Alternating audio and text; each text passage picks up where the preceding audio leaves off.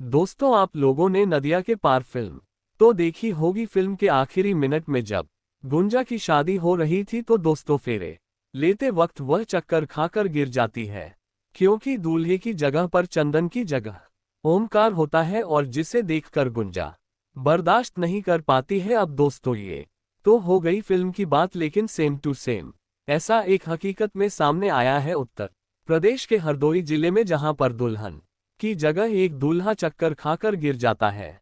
दोस्तों, जयमाल हो चुका था, बस शादी के फेरे लेते वक्त वो लड़का चक्कर खाकर गिर जाता है और उसके बाद उसके मुंह पर पानी के छींटे मारे जाते हैं। उसको होश में लाया जाता है। होश में आने के बाद वो कहता है कि अरे मैं ये कहां पर हूं, और दुल्हन को देखकर कहता है कि तुम कौन हो। दोस्तों, इतना सुनते ही वो दुल्हन भी बेहोश होकर गिरने ही वाली थी, लेकिन लोग उसको संभाल लेते हैं।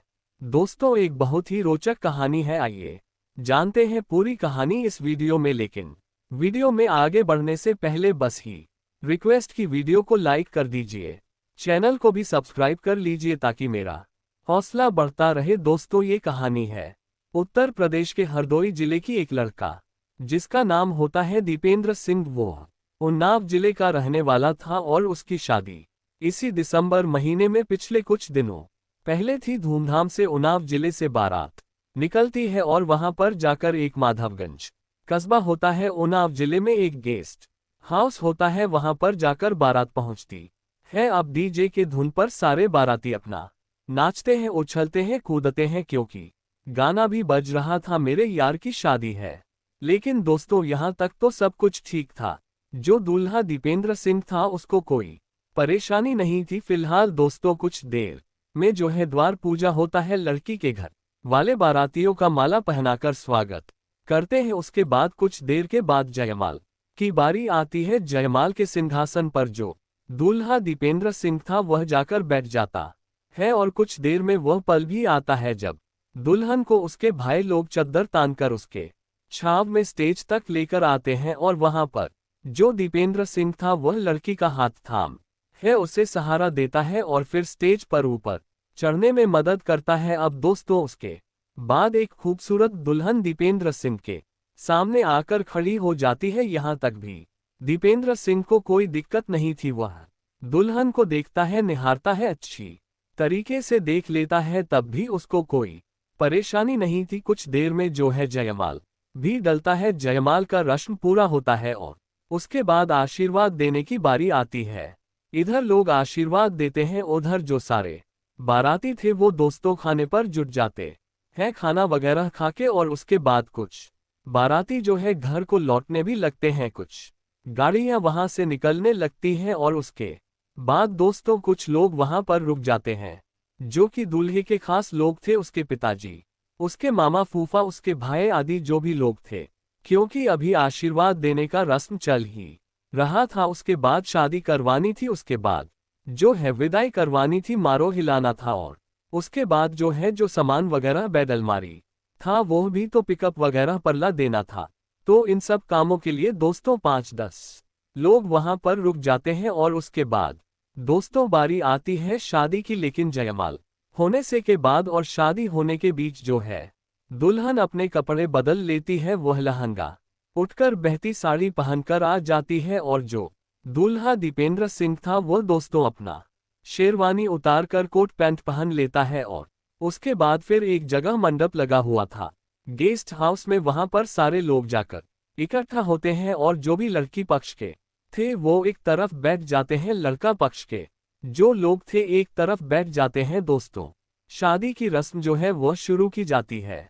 मंत्रोच्चारण के बीच पंडित जी जो है वर और कन्या दोनों को वहां पर बिठाते हैं और फिर शादी की जो है रस्म शुरू की जाती है। यहाँ तक तो कोई दिक्कत नहीं थी, दीपेंद्र सिंह एकदम खुश था, बिल्कुल बैठा था। लेकिन दोस्तों तभी जो है जो दूल्हे के दोस्त थे, कुछ लोग थे, वहां आकर दीपेंद्र के कानों में कुछ फूंक है, कुछ कहते हैं। आप जैसे ही वो लोग ये बात कहते हैं तो दोस्तों दीपेंद्र सिंह जो था एकदम डिस्टर्ब हो जाता है। दोस्तों, दिसंबर का महीना था जहां पर बहुत ज्यादा ठंड थी, वहीं पर दीपेंद्र सिंह को पसीना होने लगता है। वह इतना परेशान हो जाता है, लेकिन अपनी परेशानी किसी को बता नहीं पा रहा था। किसी तरीके से जो है शादी के जो रस्में थी उसको पूरा करने की कोशिश कर रहा था, लेकिन दोस्तों मन ही मन जो है उसे एक चीज खाई जा रही थी, उसकी हिम्मत जवाब दे रही थी। उसके बाद पंडित जी किसी काम के लिए उसको लड़की के साथ खड़ा करते हैं। अब दोस्तों यहीं से जो है दीपेंद्र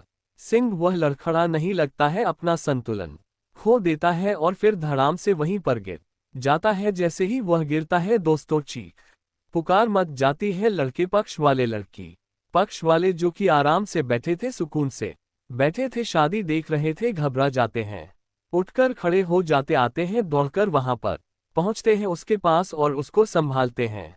पूछते हैं क्या हुआ क्या हुआ, क्या बात हो गई। किसी ने कहा कि लगता है कोई बीमारी है, किसी ने कहा कि नाटक कर रहा है, किसी ने कहा सुबह से कुछ खाया नहीं है इसीलिए चक्कर आ गया होगा। तभी दोस्तों लड़की पक्ष के तरफ से एक आदमी था, वो बोलता है कि अरे इसके दोस्तों को पकड़ो, उन्हीं ने कुछ कान में कुछ आके इससे बोला है और तभी से जो है इसकी हालत खराब होनी शुरू हुई है। अब दोस्तों सारे लोग जो है वहीं पर मौजूद थे, उनसे पूछा जाता है क्या बोला तुमने, क्या बोल दिया इसको कि इनकी ऐसी हालत हो गई। अब दोस्तों जो उसके दोस्त थे वो भी घबरा जाते हैं और उसके बाद वो लड़के को होश में लाने की कोशिश करते हैं। औरतें जो है चिल्ला रही थी, लेकिन जो जेंट्स लोग थे उनको बिठाते हैं, शांत कराते हैं। पंडित जी जो है एक लोटे में जो जल लेकर बैठे थे, वो कुछ उसके चेहरे पर पानी छिड़क है। तब जाकर दीपेंद्र सिंह को थोड़ा सा होश आता है। होश में आने के बाद दोस्तों उठकर बैठ जाता है और उसके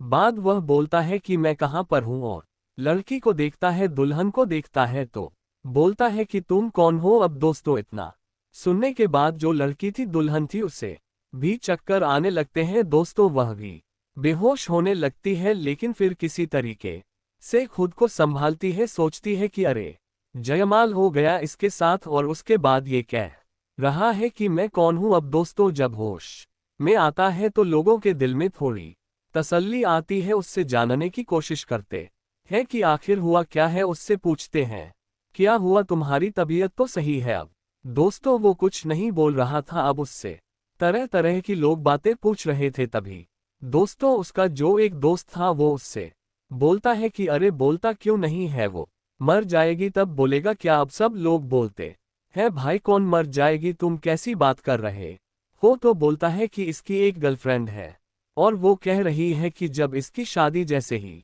होगी वह अपनी जान दे देगी। अब सारे लोग ये बात सुनकर सन रह जाते हैं। जो दुल्हन थी वह भी बहुत चक्की रह जाती है और उसके बाद खुद से ही जो उसका गठबंधन हुआ था अपने हाथ से वह गांठ खोल देती है और उसके बाद वह घर में चली जाती है। अब सब लोग बोलते हैं कि कौन सी गर्लफ्रेंड है, कहाँ पर है, क्या बात है। तो उसका दोस्त बताता है, वीडियो कॉल पर सब कुछ दिखाता है कि देखो सारी तैयारी करके वो बैठी है। दोस्तों उसने ने सारा कुछ तैयारी कर लिया था और वह कह रही थी कि जैसे इनकी शादी होगी मैं अपनी जान दे दूंगी। अब सारे लोग जो है उस लड़की से बात करते हैं, उसको समझाने की कोशिश करते हैं, लेकिन वह बात को समझ नहीं रही थी, मानती नहीं है, बोलती है कोई बात नहीं, मैं आप लोगों पर कोई केस वगैरह नहीं कर रही हूँ, बस मैं तो यह इनको बताना चाह रही हूँ कि जैसे यह शादी करेंगे, क्योंकि हम लोगों ने एक दूसरे से वादा किया था कि हम दोनों एक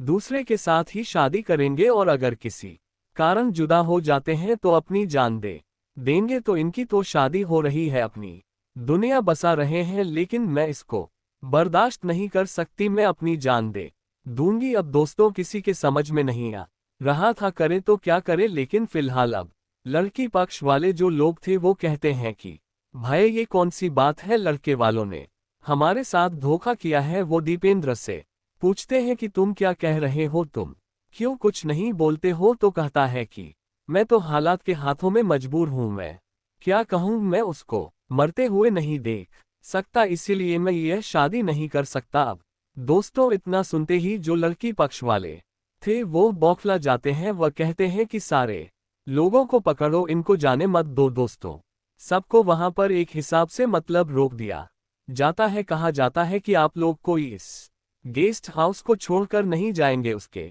बाद पुलिस को बुला लिया जाता है, पुलिस आती है, सारा मामला समझती है कि हाँ भाई क्या हुआ, क्या बात है। तो फिर वो लड़की से भी बात करते हैं, तो वो लड़की जो है वो कहती है कि नहीं, कुछ भी हो मैं अपनी जान दे दूंगी, मैं इसके बिना नहीं जी सकती। तो यह हुआ कि भाई जब ऐसी बात है और यह भी कह रहा है मैं शादी नहीं कर सकता, तो अब इस समस्या का समाधान क्या है? इस लड़की का क्या होगा जिसके साथ इसका जयमाल हुआ है और जिसके पिता ने इतना सारा खर्चा करके इन लोगों को खान पान कराया है, और जो नुकसान हुआ वो तो हुआ ही, इज्जत भी जा रही है। तो उसका क्या, उस लड़की का क्या होगा? अब जो लड़के वाले थे, जो लड़के के पिताजी थे, उसके जो रिश्तेदार थे, 81 लोग बचे थे, वो बोले भाई अगर ऐसी बात है तो हम लोग इस लड़की की शादी की जिम्मेदारी लेते हैं। हम लोग एक अच्छा सा लड़का ढूंढकर अपने जिम्मेदारी पर इस लड़की की शादी करवा सकते हैं। तो इस पर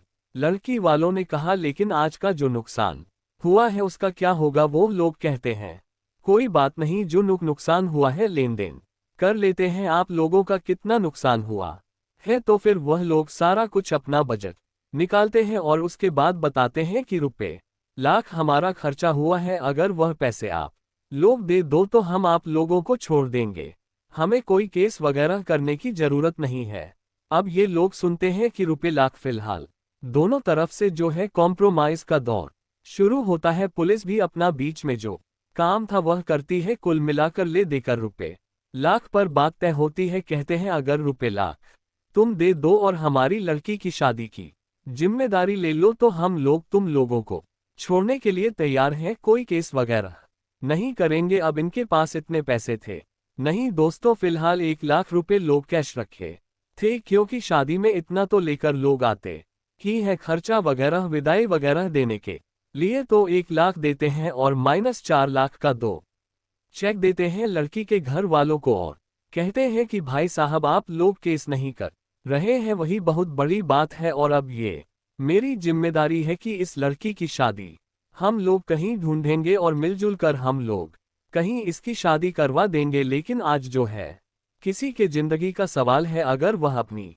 जान दे देगी तो फिर बताओ इससे बुरा क्या हो सकता है? लोगों ने कहा चलो कोई बात नहीं, लेकिन फिर वो लड़के से पूछते हैं कि जब तुम्हारा अफेयर था तो तुम शादी करने क्यों चले आए? तो बोलता था कि मैं नहीं जानता था कि वह वाकई में जान दे देगी, लेकिन आज जब उसने इस तरीके से कदम उठाया और फोन किया मेरे दोस्तों के थ्रू मेरे से बात हुई, तो मुझे लगा कि हाँ वाकई में अपनी जान दे देगी मेरे बिना, तो उसके बिना मैं भी नहीं रह सकता। और दोस्तों इस तरीके से फिर उन लोगों में समझौता होता है। तो दोस्तों ये रही कहानी। अब उन लोगों की शादी कब होगी यह देखने वाली बात है, और उस लड़की की शादी कब होगी, कैसे होगी, यह भी देखने वाली बात है।